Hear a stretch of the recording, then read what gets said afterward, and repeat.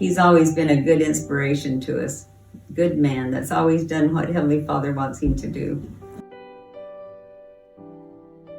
Hardworking, willing to receive and take what he had and move forward with that and work with that. But he loved to work, he loved to help people, and going to the temple. He loved working at the temple. And his family, you know, he's really proud of his family. As one that's a hard worker, love the Lord, and is willing to serve in any capacity. I think he's a man of great faith, and he has always tried to serve the Lord and taught his family well and provided the best that he could for us.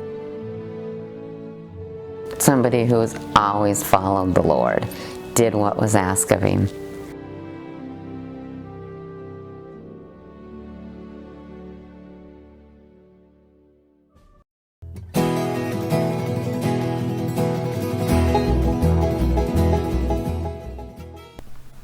Don McGary and his twin sister Donna were born January 12, 1925 to David McGary and Esther Staples in the little town of Goshen, Idaho.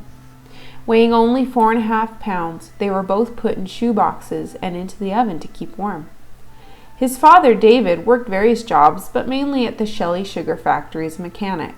The family never had much, and sacrifices had to be made from extracurricular activities to bare necessities.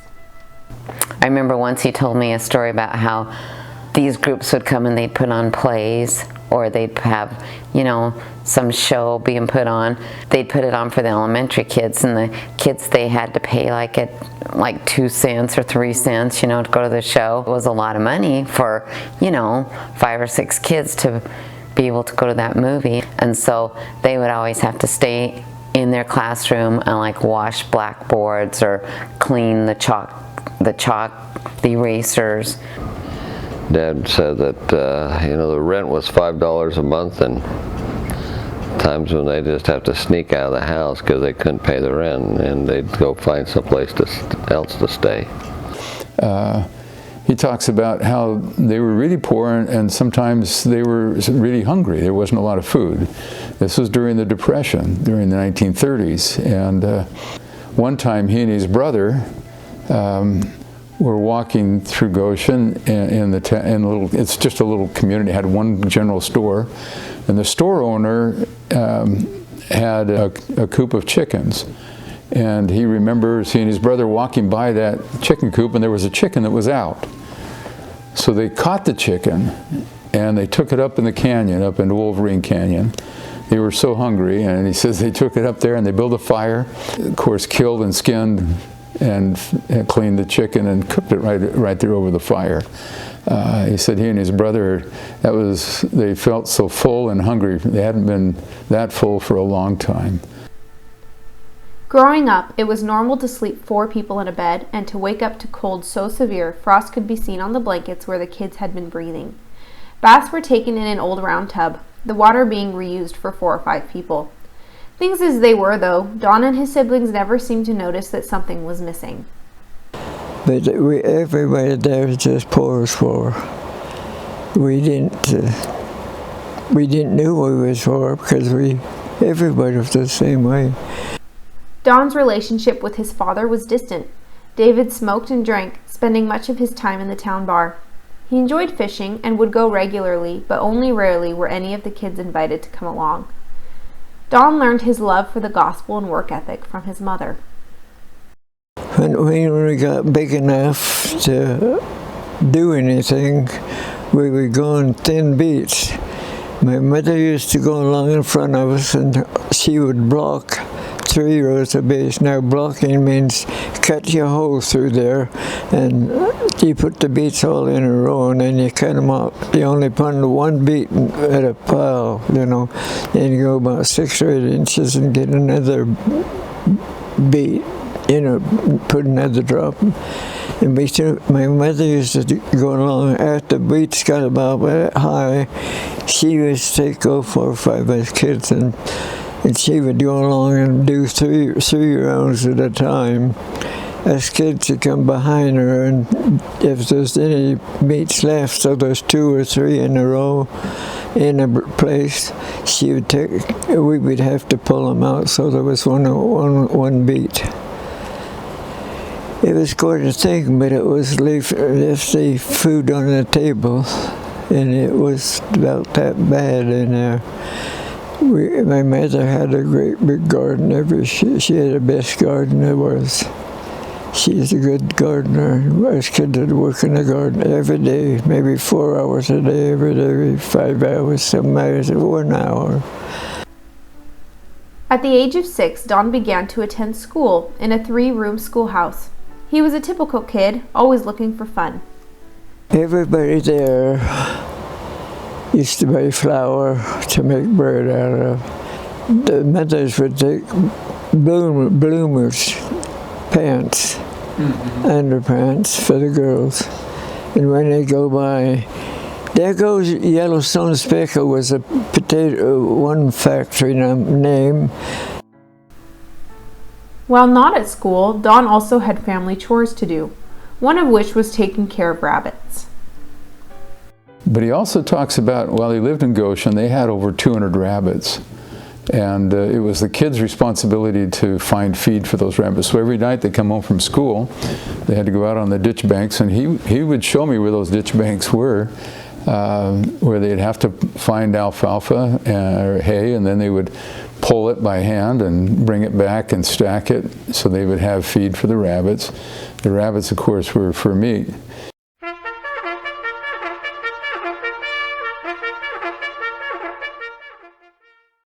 Don never finished high school. With World War II raging on and the draft in full swing, Don and his fellow classmates were quickly called to arms after turning 18. On March 15, 1943, he was first sent to Fort Douglas in Utah for a week. After being found fit to serve, he was sent to Fort Custer, Michigan for basic training for 13 weeks. He was then assigned to Fort McLean in Texas. They get us in a military police, go all over the world. We take the prisoners that we took in the war, bring them back, and they would make them work, or they would want to work. If they worked, they got 40 cents a day. If they didn't work, they didn't get nothing a day. Before entering the service, Don had received a blessing that if he obeyed the word of wisdom and kept his covenants, he would be safe and return home, something he always did. I was only in my company that didn't smoke, chasing women and getting drunk every night. And I used to go to the PX and buy a pint of ice cream, go back to my barracks, sit there all alone in the barracks and eat my ice cream. Sometimes I'd have to go back to the PX till I still wanted some more. Then they put me in charge of the commissary. I was the head of the whole company to feed them and clothe them and stuff like that. I had four little boys. They were young, real young kids, and I was in charge of them. We had 4 horses and a little wag, donkeys they were. We had to go from our camp to the commissary and take out an order. You would take an order with you, and you'd fill that order, you'd take it back to camp, and maybe it would hold us a whole week without vote again there to the commissary. But them little boys, German boys, were good little guys. They were 20, 21, 22 years old. And they were just like I was. They were forced to go in the service. And we had a good time. Then one day, they said, an officer, one of the higher officers in the army came by and says, "What are you guys doing here with all these young soldiers like I was?" And they were here, they're putting married men out there in the front lines. So about a week later, we got shifted into a company. It was October 1944, and Don and his fellow soldiers were sent to Camp Shanks in New York. From New York, they went to Liverpool, England, and then made their mainland Europe landing at Le Havre, France. War life was difficult, with multiple hardships and dangers. Oh, it would be so cold. And how they had white sheets, the infantry had white sheets. Like, you know, their little camouflage, their capes. And they would have to try to disguise themselves or hide themselves with the white sheets in the snow.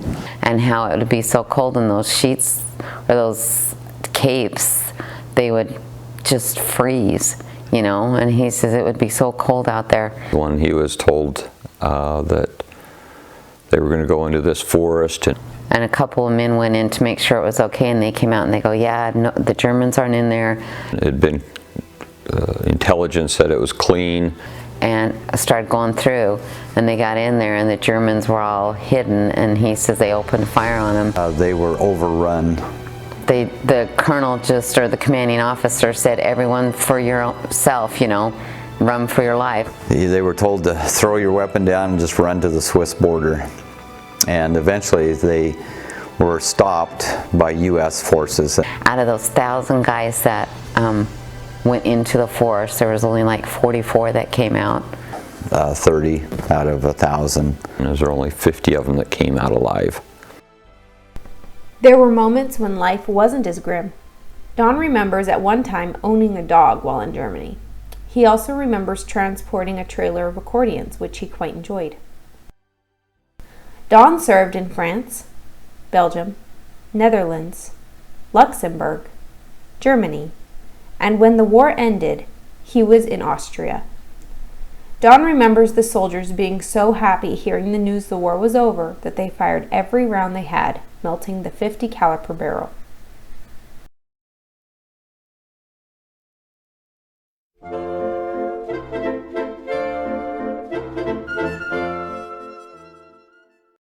Upon returning home from Europe, Don got back to life as a young adult.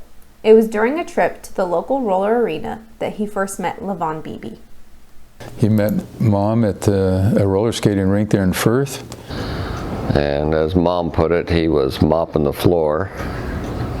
These girls from the high school would come down and go roller skating. And Mom and a bunch of friends were there roller skating too.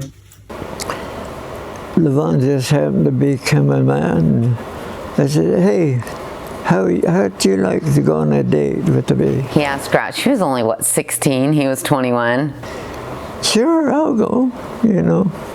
I didn't even know her name. I didn't even know where she lived. The next night, she didn't know if he was going to come or not. I guess he didn't show up when he said he was going to. And so she put her hair in rollers, got ready to go to bed. Went to pick her up, and Grandpa Beebe. Levon's dad was an audio cuss. When Dad asked if this is where Levon lived, Grandpa Beebe says, no, she lives down the street. There's a house full of ladies, girls live down the road, and that must be the one you're looking for. I just got in the car back and started getting in, and she hollered. She had her, she was putting her hair up in her curlers, and she came down half curled. Wait. And then Mom came out and stopped him and said, no, this is the house. This is where you're supposed to be at. But I don't think they had a very long courtship. It turned out pretty good, you know. It's the first date I ever had. Really didn't know what to do, how to treat him or what, but we made it out all right. Then we finally got married. They were married on October 25th, 1946, in Basalt, Idaho. With wedding festivities concluded, the happy couple headed out for their honeymoon. The night that they got married, they decided that they were going to borrow a car. And I think they borrowed a car from one of Dad's family. And they were going to go to Salt Lake and go on their honeymoon in Salt Lake. We got in the car and started riding from Shelley to Firth. 6 miles or 5 miles. We got down past Blackfoot and we had a flat tire. And so they pulled over and they went and put the spare on it, threw the flat tire in the car.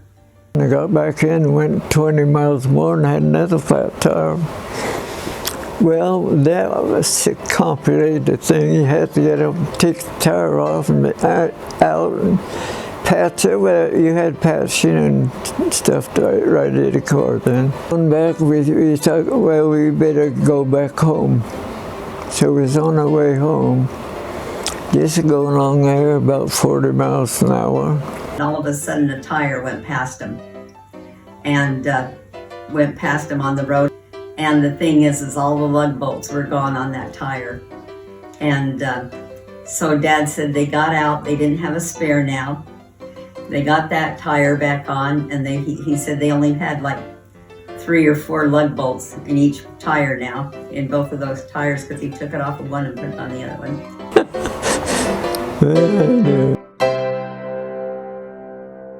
The couple spent their first night together in LaVon's parents' house. Over the next year, LaVon finished high school, and Don drove potato truck for Roger Brothers. They lived in a small home that Don built right next to David and Esther's house. After Grandpa got home from the war, he had been sending money home so that he could buy a car and put some money down on a house somewhere. He found out that Grandpa and Grandma McGary, his folks, had spent all that money. And so there was a little lot, an empty lot right next to Grandpa and Grandma McGary's house. They told Grandpa that he could have that for his money that they owed him. Every night I'd come home, I'd take a shovel and I'd shovel the whole basement out, throw it out. Then my dad got mad. He says, "You can't have that piece of ground. That's mine." So Grandpa went out there one night and filled it all back in. And we were getting ready to build on the other side of the track. And he came to me and he says, "I guess you can have that piece of ground. You bought it, you know."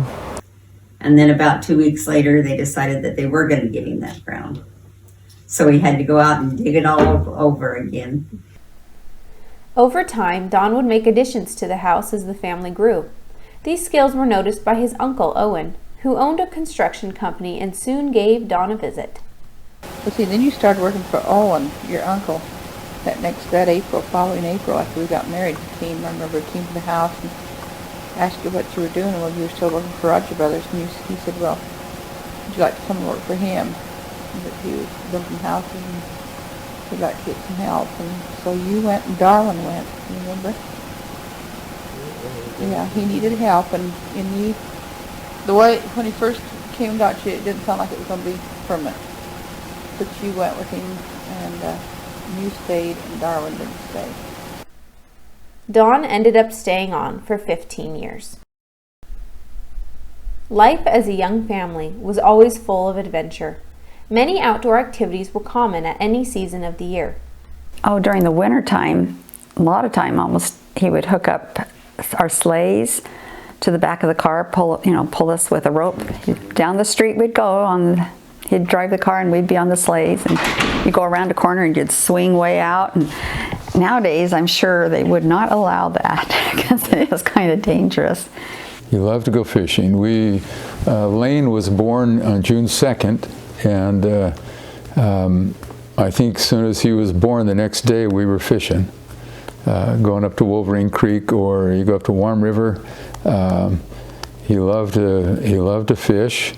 We used to go sleigh riding a lot and tobogganing up at Presto Hill and Taylor Hill, and when we'd do that, especially at nighttime, they'd take a big pot of chili and or hot chocolate for us all to eat.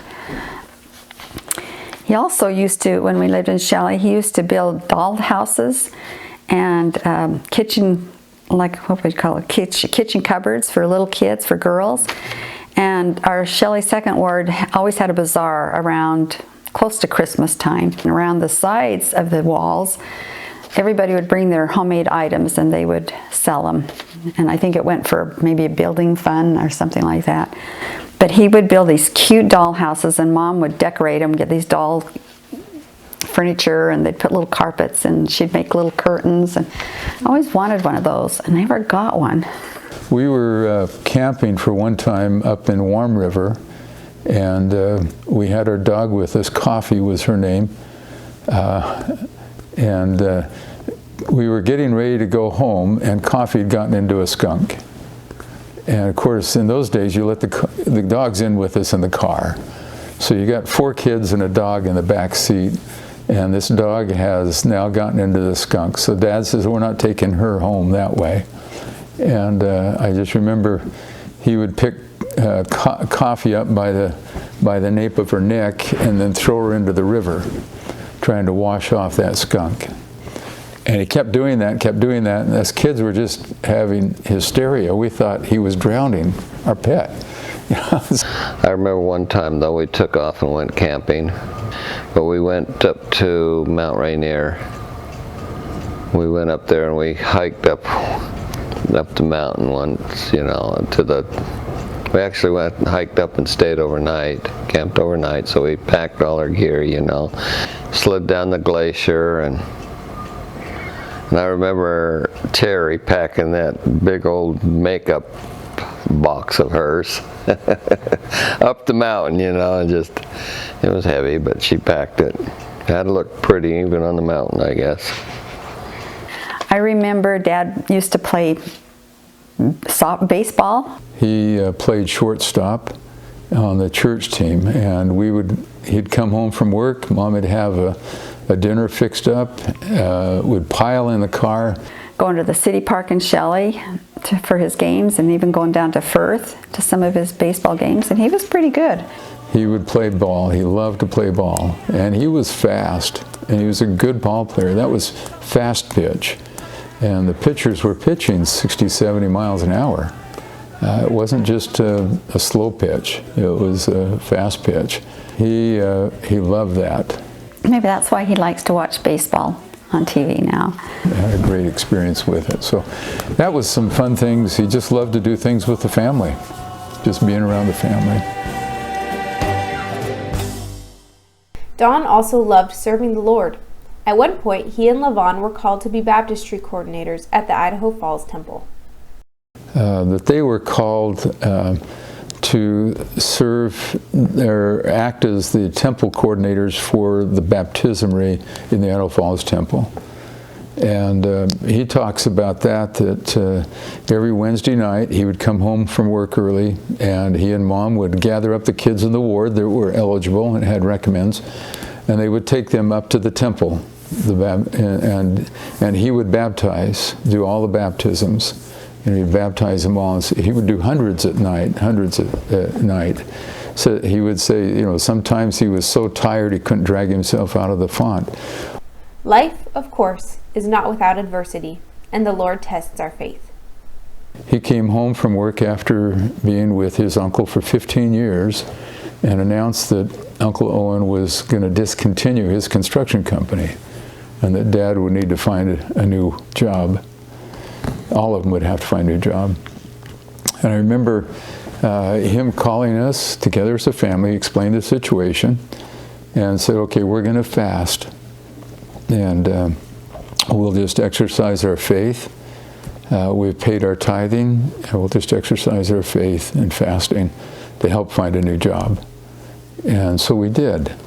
And I remember that morning after we'd opened the fast, he went to Idaho Falls looking for work, and he came home about 2 o'clock in the afternoon, and he says, we've got a job. He's got a job. I've got a job as a supervisor or foreman in a construction company for Cortez Christensen Company.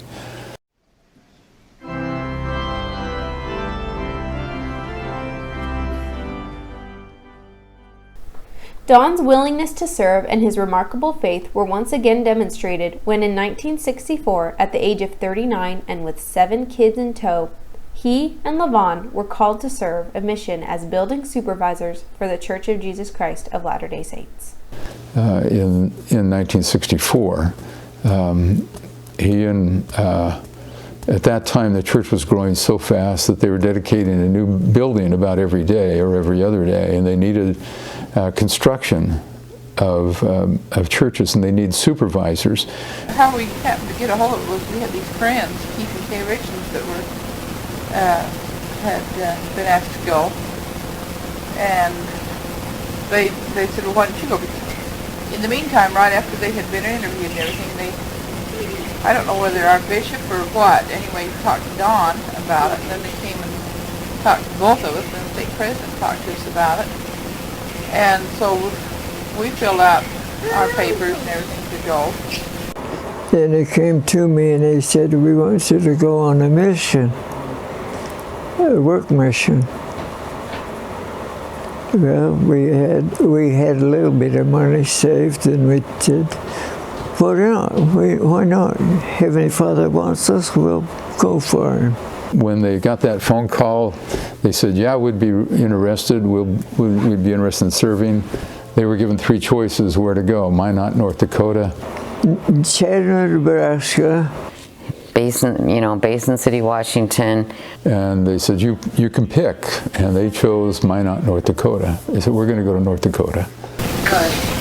We went up and told him that's where we would go, and he said, well, I think I'm going to send you to Basin City, because he said, I think your family will be better in Basin City. Well, it was decided that we were going to go to Minot. And then we went up there a week later, just before we got ready to leave, and he started talking about Basin City, and we said, Basin City? Well, we were going to go to Minot. And he said, oh no, you're going to Basin City, Washington, and your family will be better off there. And the person says, well, how soon can you go? And they said, well, we'll give us 2 or 3 months, and we can go. And the person says, well, what about 2 weeks? And so they said, yeah, we can go in 2 weeks. So they moved all this furniture on a true moving van, and they were supposed to go to Mesa, Arizona. Mesa, Washington. That was supposed to take our furniture. He went to Mesa, Arizona, so they turned around and bring all the furniture back. And that mission, he completed built the chapel entirely at Basin City, and then was assigned to complete the chapel in Columbia Basin Ward. That was probably one of the best things that they did for our family, was to come to Washington. Because, Shelley, all of my friends in Shelley are inactive or, got really problems, so it's probably the best thing to do is to take their family out of there and come here. Probably if we would have been going to Nebraska or the other place they chose, would have come home after, 3 winters in Nebraska. Who would want that? So we would have probably come home and lived in Shelley, and Shelley probably wasn't the best place to raise a family. So that's probably the Lord saying, you're going to go to Washington, and that's where you're going to stay, So you're saying the Bronx, Compton, Shelley. That's it. So he enjoyed working with those that built the church, and he was in charge, and people came to him for advice in building and training farmers to be builders. And I remember him saying, we tore one wall down that we had built today, we'll try putting it back up tomorrow. I'll be what you want me to be.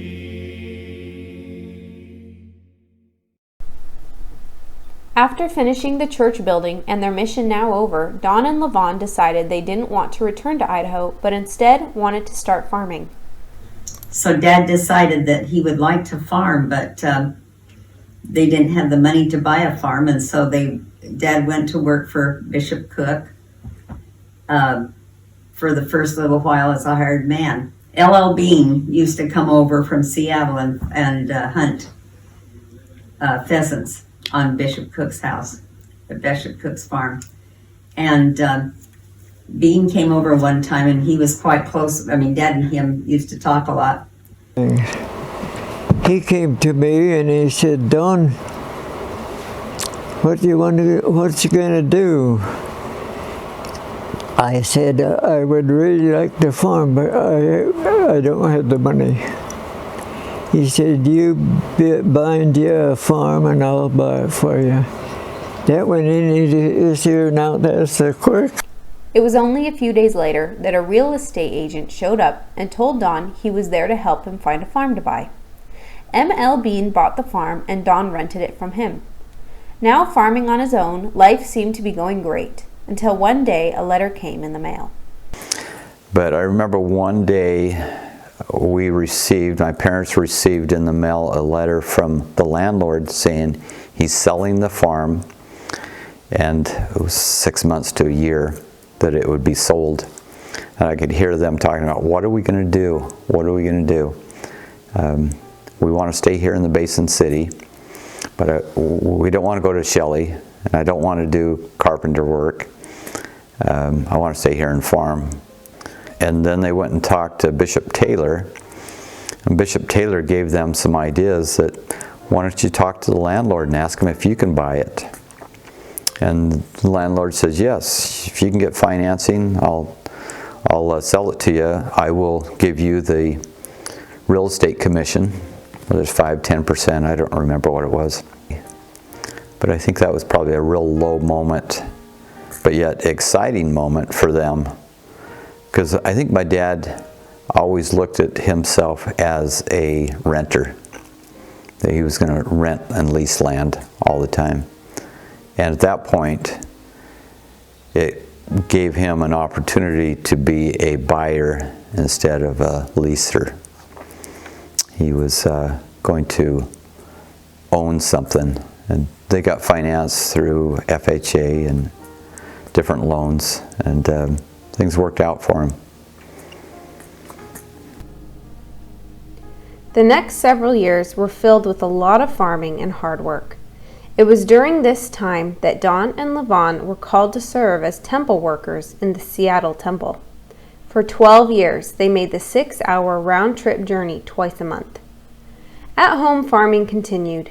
Seasons came and went, crops failed and succeeded, equipment broke down and needed fixing. During beet harvest, a truck broke down. So Dad drives over with another truck, the chain to hook it up and to pull her home, and he puts her in the front truck that's going to do the pulling, and he told her now to slowly start, take the slack up in the chain. And the chain was hooked up. My mother was pulling with a pickup truck, and my dad in the truck. Upon the chain being tightened, the chain came off, and my mother going 20 miles dragging a chain home. And Ray Tuckett was there, and I think he asked Dad, he said, well, she'll surely stop. He said, no, she's going to go all the way home. And the guy that picked Dad up, oh, she'll come back and get you. And Dad goes, nope, she won't. She won't even look back, because she's in charge and she knows everything. She won't look back. And Dad made it all the way home with this guy. A mom was driving home and making wide turns with nothing behind her. And she did. He says the only thing funny about that is all funny, but he said, I wish I would have been there in the driveway when Mom pulls in and gets out, proud about her driving, and sees nothing but the chain back there. So. As the years went along, children turned into parents, parents into grandparents, and the winds of adventure began to stir inside Don and Levon. It was at this time a serendipitous discussion occurred between their eldest son, Steve, and a leader of the Nauvoo mission. It was 1996. I was teaching at Rick's College, and a good family friend and a former administrator at Rick's College was serving as the president of the Illinois Peoria mission. And in that summer of 1996, Debbie and I took our family on a church history tour. And we stopped in Nauvoo and we met President Sorensen, Dean Sorensen, and he explained that the Nauvoo Restoration Incorporated was just starting to really expand their projects of restoring sites and facilities there in Nauvoo. And he said they were in need of carpenters and maintenance people and others with their spouses to serve as service missionaries. And next thing we knew, we'd told him about Dad and Mom, and next thing you know, that they have a mission call. We celebrated their 50th anniversary, and in November of 1996, they headed to New York, or to Nauvoo. When they got called to Nauvoo, they were excited about that because of the opportunity that Mom loved doing the skits and the different things, and Dad did too, but Dad liked the restoration side of it. Mom loved the pottery things of it and talking to people and dressing up as the pioneers did in their clothing style. I know they loved their Nauvoo mission. I know they loved that, and they loved serving the mission there and serving the people that were there with them. You know, they had just right down their alley. Mom loved to entertain and perform, you know, and they did that. And Dad was involved in carpentry and building things. But something I noticed, something out of context for my dad, was he was part of the play, and he was part of the skits at Nauvoo at night.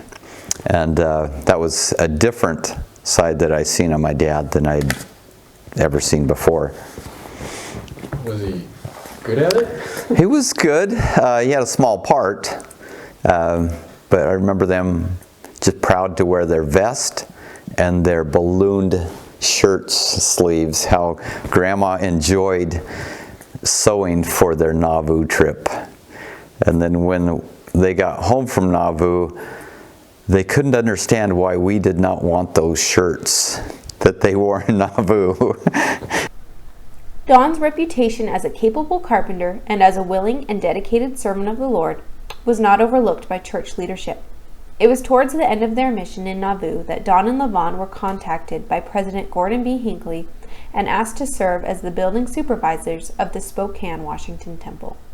As he completed that mission in 1998, that President Hinckley then called him and said, "Would you be interested in supervising the construction of the Spokane Temple?" As far as pounding nails, I don't think he did ever, but so yeah, he was just kind of watch things happen and report what's the status of what's happening. And President Hinckley calling him and saying, "We need this date moved up because I want to dedicate your temple." Having that personal one-on-one with the prophet. He often talks about how President Hinckley would call him on the phone, and President Hinckley had his cell phone number. he did get, you know, he visited with President Hinckley quite often. His dad will tell you that he and President Hinckley were the best buddies. And Dad, you could tell when Dad talks about that, he lightens up. Don's life has been filled with service to God and his fellow man.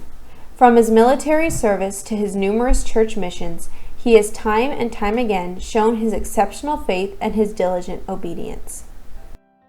As McGarys, I think that's one of the traits we look at, is we are builders. Both in building buildings, but also we want to build others up. And I think that's why he liked being in the temple. My parents always enjoyed having people come to their house for dinner, Sunday dinner. They enjoyed having people come to their homes. They enjoyed going and visiting people in rest homes, in hospitals. And he always never said no to the Lord. You know, he could have done other things and not gone to, you know, to missions and like he did. Who knows how his life would have turned out, but Heavenly Father knew this was the life he needed. My dad, I think, has great faith. Otherwise, he would not have moved his family from Idaho to Washington to serve the Lord. And sometimes I compare him and Mom to Lehi and Sariah, taking their family out of Jerusalem, out of Shelley, into the wilderness, Basin City, and not knowing what was ahead of them. Dad was one that always moved forward. Things weren't easy for him, and yet he just kept working at it. His family was important to him. I think service to other people. He, you know, he didn't have at all an issue with serving other people, doing something for other people. Coming from the background he did, I think about what a good grandpa he's been, and how he's always been real loving and kind, and always loved to have the grandchildren around. And that's made me love him even more. But Dad, I love you very much. There's a verse or two in section 138 of the Doctrine and Covenants that I look to in thinking of my father. I hope I can do this one. This is again section 138, verse 54. Again, this is President Joseph F. Smith. He sees the redemption of the dead, but he sees in that spirit world the souls or the spirits of those who are yet to be born. Now, this was in 1918, right? And Dad was born in 1925, so you got 7 years difference here. But this is what he saw. He said, in verse 53, he says, he sees the prophet Joseph Smith and my father Hiram Smith, Brigham Young, John Taylor, Wilford Woodruff, and other choice spirits who were reserved to come forth in the fullness of times to take part in laying the full foundation of the great latter-day work, including the building of the temples and the performance of ordinances therein for the redemption of the dead, were also in the spirit world. So I look at that and I say, he saw the spirits, the choice spirits, are those who are reserved to come forth to build temples and to perform those ordinances in the temple. So that's my dad. 7 years later, he was born, raised up with the knowledge and the understanding how to construct buildings and build temples, and then to perform the ordinances therein and to lead in those ordinances. Summarize Dad's life, that's the way I would summarize it. That he was prepared in one of those choice spirits in the premortal life to come forth, to serve, and to build the kingdom of God on the earth.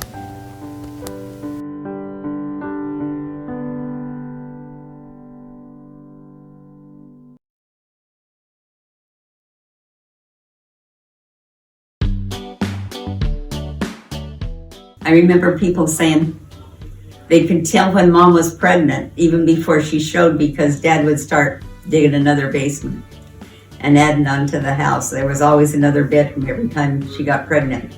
And so they would add on to the house. Another night example was camping in Yellowstone Park. And in the middle of the night, this bear comes by and starts to lick and starts to eat the grease and what's ever left in the frying pan. So Dad's out yelling, again in his underwear, yelling at this bear and screaming at it, picked up the axe and chases this bear away with the axe in his underwear.